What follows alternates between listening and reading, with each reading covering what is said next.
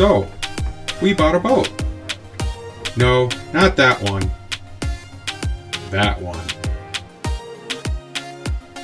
I'm Christina, and that was Nate. And that right there is our 1980 Rafiki 35. Before buying Mischief Managed, we had never been sailing in our lives. Now join us as we learn to sail and go all in as we chase our dreams.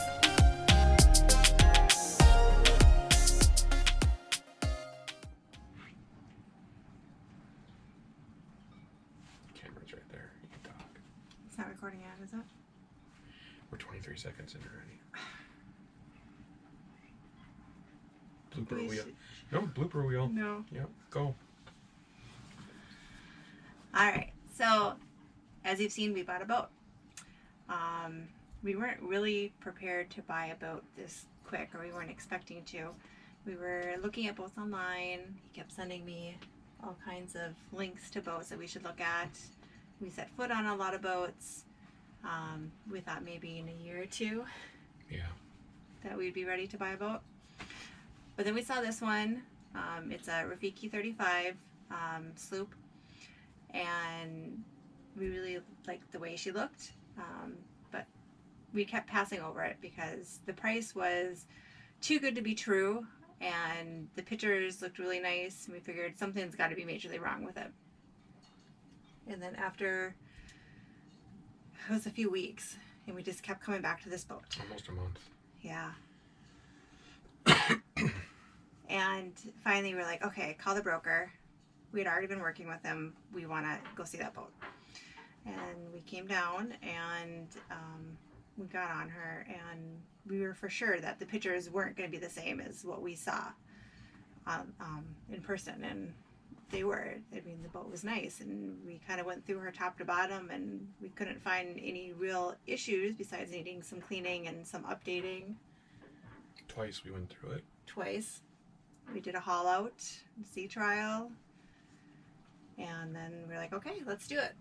And we made an offer even below the asking price, and Quite a bit below. quite a bit below. And they accepted it. And they accepted it within 24 hours. The next morning we woke up and there was an email, and the boat was ours, which was kind of shocking. Very. Yeah. They were like, okay, well, we've never sailed a day in our life, and we're buying a boat. And not just a little boat, but a big boat. 35 foot. It's a lot of boat. It's a lot of weight. I think our family was more shocked than we were. I think a lot of our friends were too. Yeah, they didn't think we were actually going to do it. And a lot of our family told us that they had visions of us sailing off into Lake Superior, never to be seen again. It's okay. Mm-hmm. But we're learning. We've been out a couple times, and it's gone really well.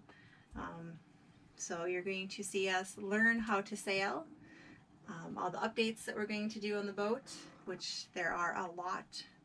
And then hopefully in like 5 or 6 years, when our youngest graduates high school and is done with college, then move on full time. Go down to Florida, Bahamas. Well, after the dogs pass on, because that's expensive to bring dogs into the Bahamas. We have 3 Dalmatians. We've already had them on for a weekend, and that was a lot of dog on this boat. It's a big boat, but not quite big enough for 3 dogs, but we managed. It went well. Worked. They found their sleeping spots. Yeah.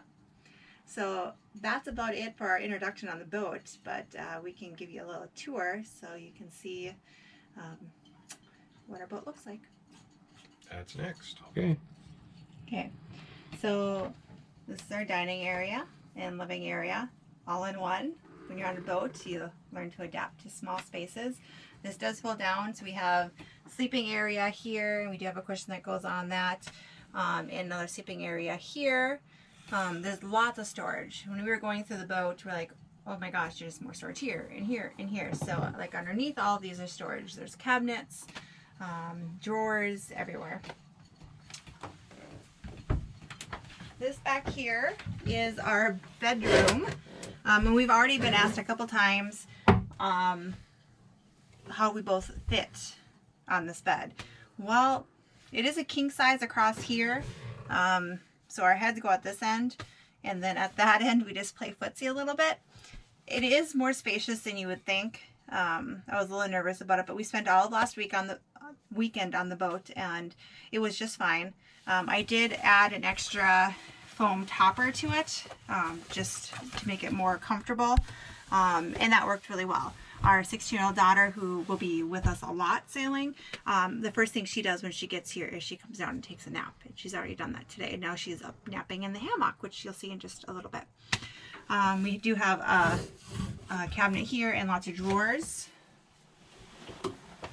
And then we do have a bathroom here. This will be one of our big projects next year, is upgrading that toilet. Coming back at you, Nate. And putting a composting toilet in. And that's going to be an expensive project, but we need to get rid of that. I don't want to do the pump out and everything. Lots of hatches and windows for lots of breeze and get fresh air in here. And then we have our kitchen area. We do have a refrigerator, which is a little different than what you have at home. It is a little icebox refrigerator. It works really well. And it does have a little area that you can make ice cubes in. We have a microwave, which we just replaced because you just saw me last weekend trying to cook bacon in there, and I kept putting it on and it wasn't doing anything. The light would come on, it would spin, but it wasn't getting hot. So we did replace that today. I think we have more counter space in here than we do at home, which is kind of surprising. We do have an oven and stovetop, which we did use last weekend when the microwave didn't work, and that works really well. And a sink. We don't have water in here yet, just because it was winterized and we don't have a whole lot of the season left, so we decided not to unwinterize it for this season, but we will in the spring of next year. The people that we bought the boat from did leave lots of stuff on here. They left dishes and pots and pans and that sort of thing. Lots of tools and extra parts and fuses and all kinds of crazy stuff. So we do have pretty much everything we needed besides some of our comfort stuff that we wanted to make it feel like home. Over here we do have the pilot's berth, which is full of all kinds of bins for storing stuff. But there is another sleeping area there, and then of course the nav station, which opens up, and there's storage under that as well. So that's pretty much the inside of the boat. Let's go outside.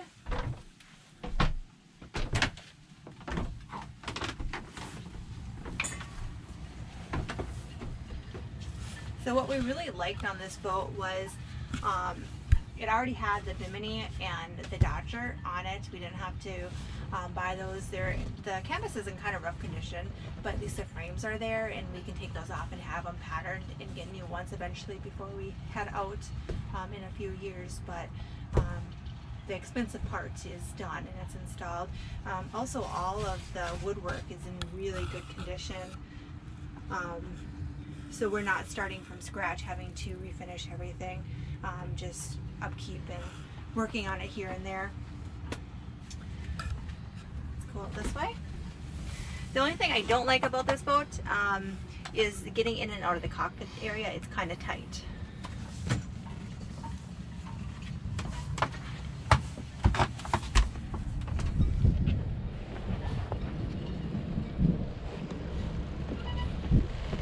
So one other nice thing about this boat was the teak decking has already been removed. On a lot of boats, especially the older ones, when you have that teak decking, every little spot where there's a screw hole is potential for leaks. And we did find some areas inside that had some leaks in the past, and they re-cored the deck 2 years ago and put a Kiwi grip on it, and so that's something that we don't have to do.